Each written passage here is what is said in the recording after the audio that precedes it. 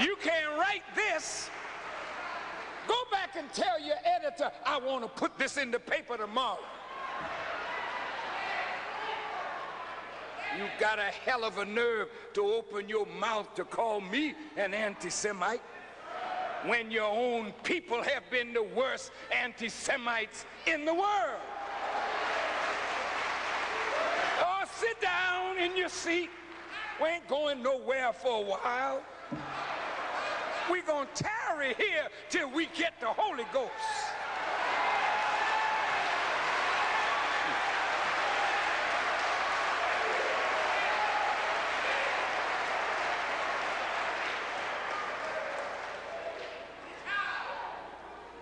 What do they mean, balance of power?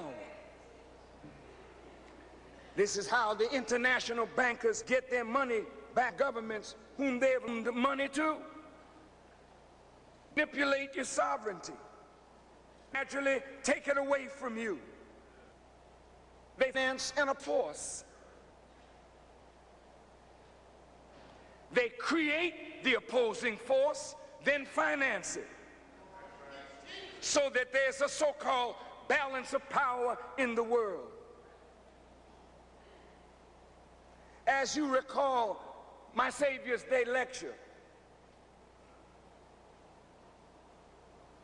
some conspirators in America, in Congress, met at Jekyll Island in Georgia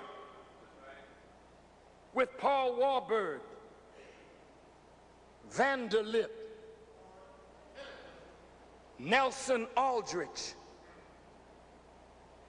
the maternal grandfather of Nelson Aldrich Rockefeller, a member of the U.S. Treasury, and they designed what later became the Federal Reserve Act. It didn't pass at first because America never wanted a central bank to be controlled by individuals. That was in the Constitution, and it's there now, that only Congress should have the right to print currency and the instruments of credit. But the international bankers from the House of Rothschild, who sent his sons into 5 countries. One son went to England, one to France, one to Austria, one to Italy, and one stayed home in Germany with the father. And through manipulation and money from that one son, they gained control of the Bank of England, the Bank of France, the Bank of Italy, the Bank of Austria. And private concerns began to print money in Europe. The Rothschild would finance both sides of all the European wars. They always wanted to get their hands on the Central Bank of America.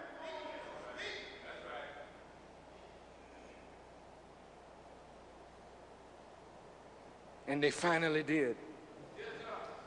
On December the 22nd, 1913,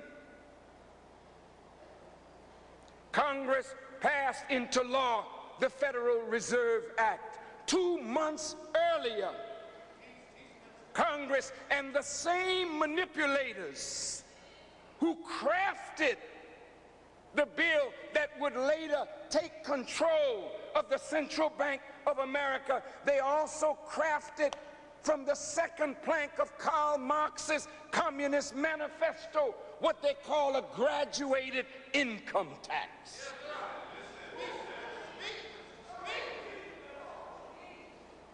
The income tax was designed so that when America's debt would get greater, they would have a means of taxing the people to pay the interest on the debt.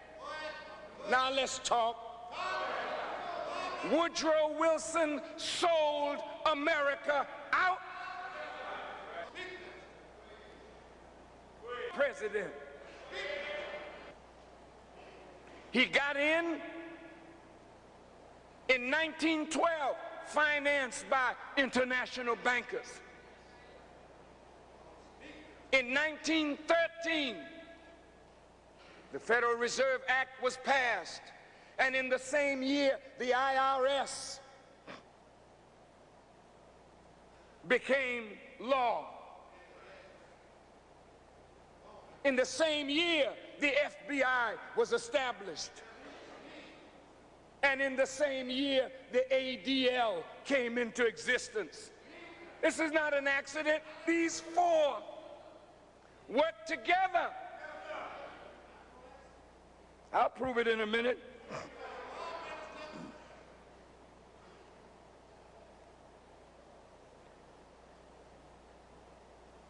When Woodrow Wilson became president in 1913, just before the Federal Reserve Act became law, America's national debt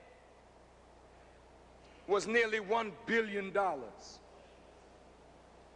When Woodrow Wilson left office in 1920, America's debt had risen 800%,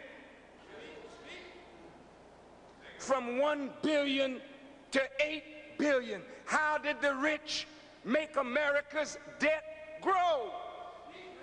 The easiest way to get money is to start a war.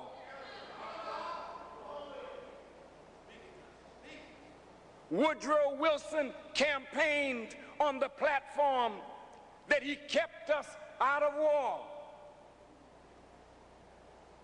because the war had started in Europe. And if you remember, George Washington and the founding fathers did not want America to be involved in Europe's wars, because it looked like Europe was fighting every few weeks and the bankers were getting big money.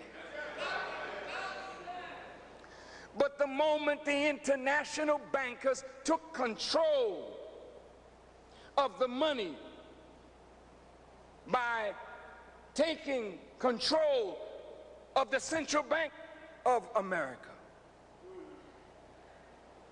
the Federal Reserve, a war broke out in Europe. And the British sent Lord Wiseman to America to encourage America's involvement in the war. The Germans didn't start any war with America. Let's deal with truth, because your government is filled with liars and thieves and murderers, and it's time now that somebody take courage and expose it, that all of you will go free. Well, you can put your pens up. I know this is a little too hot for you to handle.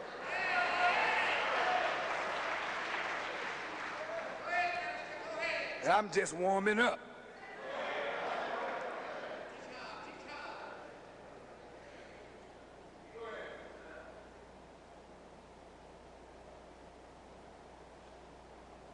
This man, Woodrow Wilson, campaigning to keep the American people out of the war. He won re-election in 1916. 5 months later, even though he campaigned on keeping America out of the war, 5 months later, he reversed himself. And they used the sinking of the Lusitania. Here, munitions were being sent on a ship that passengers were on. The Germans took out ads in the American newspapers Don't get on these ships because they're carrying munitions, and if you do, you get on at your own risk. So the ship was sunk by German submarines. And this was the pretext.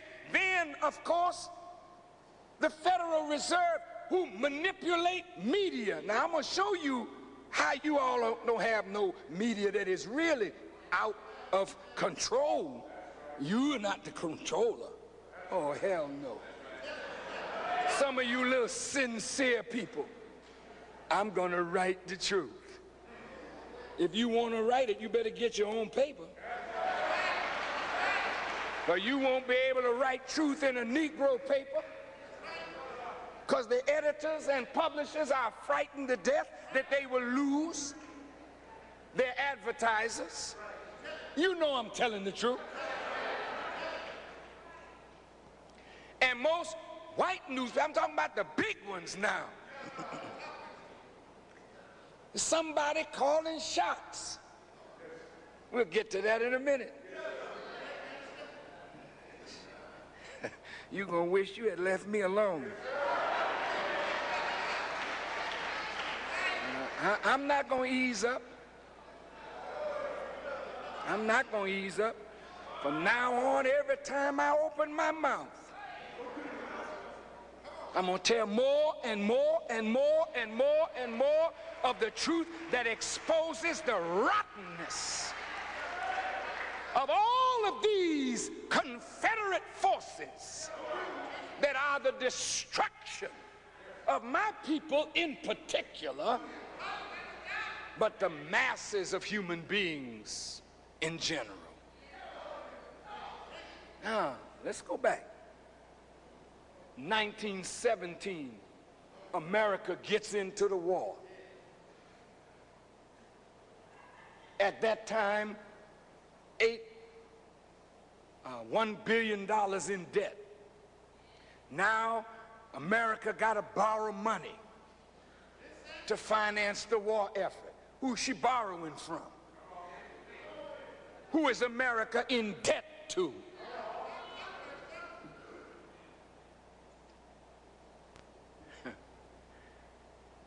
She jumps in the war.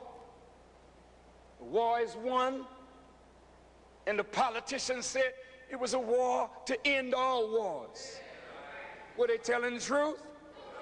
How could they be telling the truth when Jesus said there would be wars and rumors of war?